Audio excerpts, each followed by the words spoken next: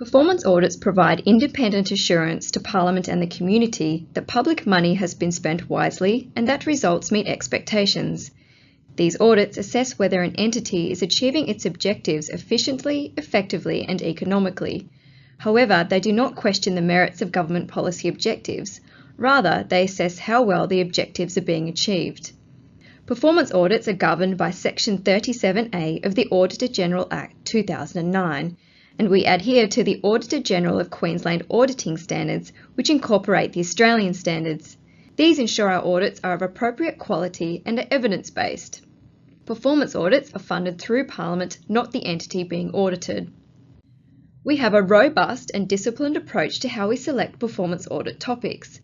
We first scan the environment and gather information, focusing on those areas where we can have the greatest impact.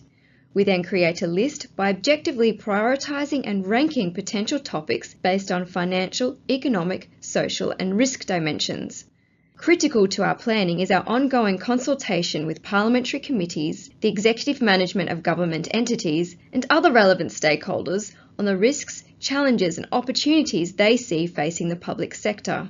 From this process, a strategic audit plan is published each year on our website, which includes planned audit topics for the 3 subsequent years. We also welcome suggestions on future performance audit topics from the wider community. These can be made via our website. Performance audits have 3 phases. The planning phase is where QAO conducts preliminary research on the topic and the entity. We contact the entity to be audited, develop a program to guide them, and provide an audit strategy. In this phase, the entity will attend initial meetings with us, provide requested information, comment on the scope of the audit, and importantly, nominate a contact officer. The conduct phase entails collecting audit evidence, detailed testing, analysing findings, and discussing these findings regularly. The reporting phase is where we provide a draft report to the entity for comment and their check of fact and fairness, and we then finalise the report for tabling in Parliament. An audit strategy is developed after our detailed planning and consultation with a range of stakeholders. It confirms the audit objective and the entities which will be subject to the audit. It also describes the audit scope along with the lines of inquiry. These are the key focus areas of a performance audit, and variations may occur during the course of the audit as priorities, risks, or the significance of issues change. We test the strategy with entities to ensure the value of the audit to them, to Parliament and the public. Our underlying goal here is that they take it as an opportunity to independently review the particular element of government service delivery we are looking at. To prepare for a performance audit, public sector entity staff need to understand the objectives, scope, focus and timing of the audit. These are outlined in the audit strategy. Review their own relevant strategies, plans and data sets to make sure they are up to date and readily available. Compile relevant documentation on how they monitor and measure the effectiveness, economy and efficiency of the activity to be audited. They should also have the most recent self-assessment results ready. Check that staff likely to be needed will be available at the times set out in the engagement letter and the audit strategy. They should also determine how they will communicate internally regarding the audit and with other associated entities where appropriate. Lastly, the audit team will need a suitable on-site working space.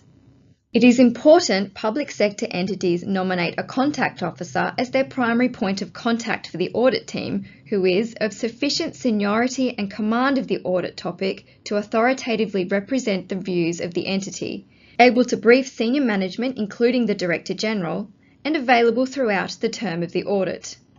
We will invite the contact officer and the executive responsible for the audited area to key meetings to discuss the audit progress, emerging findings and potential recommendations. The contact officer is responsible for keeping internal stakeholders, in particular the Chief Executive and Director General, informed of the audit's progress at critical points to ensure no surprises. QAO aims to have a no surprises approach. Our formal written correspondence will include regular updates throughout the audit phases. Correspondence with the Chief Executive will include the audit strategy, the end of conduct brief, and the proposed report. We'll hold regular meetings with the nominated contact officer and whomever they invite via what we call key audit meetings. They are a planning meeting to discuss the audit scope and fieldwork, a conduct meeting to discuss preliminary findings and further fieldwork, and the exit meeting to discuss the end of conduct brief. We will also offer to meet on the preliminary and proposed reports when they are issued. A representative of QAO's audit team may also attend the public sector entity's audit committee meetings to provide audit updates. To enable QAO to provide checks and balances, our Act allows us to collect the evidence we need to reach an informed conclusion. In some cases, where parties to the audit are not cooperative, we can compel testimony and documents. We only use this as a reserve power. Recognising the sensitive information we obtain, we also have strict confidentiality provisions to safeguard information. The Auditor General assesses sensitivity of information in all reports prior to tabling. He or she may decide not to publicly table some or all of the report, for example, due to potential identification of an individual. We issue a proposed report prior to completion of the performance audit. Entities have 21 days to provide a written response, which we usually include in the report we table in Parliament. We may also issue a preliminary report prior to the proposed so the entity can check if we have included all relevant context and have a balanced report. This iterative approach to the report provides entities with opportunities to correct matters of fact and ensure the report is balanced and fair. Each performance audit makes recommendations on how to improve the service delivery that we have audited. By accepting these recommendations, the entity agrees to resolve gaps in performance. Once tabled in Parliament, the report is referred to the relevant parliamentary committee. They may hold an inquiry into the report, but are not obliged to do so. Public sector entity staff may be required to update the committee on the implementation of audit recommendations. We source feedback by sending a survey to the audited entity seeking their views on the audit process and the parliamentary report. QAO uses these results to improve and to report on our own performance.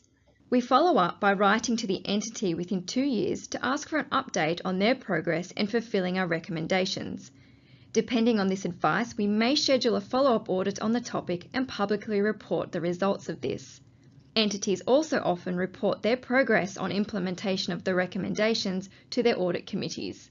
We hope this presentation has been helpful. You can contact us via the forms on our website anytime. For those with an upcoming audit, your QAO audit team will be in touch. Subscribe to QAO and you can receive alerts, including our quarterly newsletter and notification when reports table in Parliament. Also join us on LinkedIn for the latest. Thank you.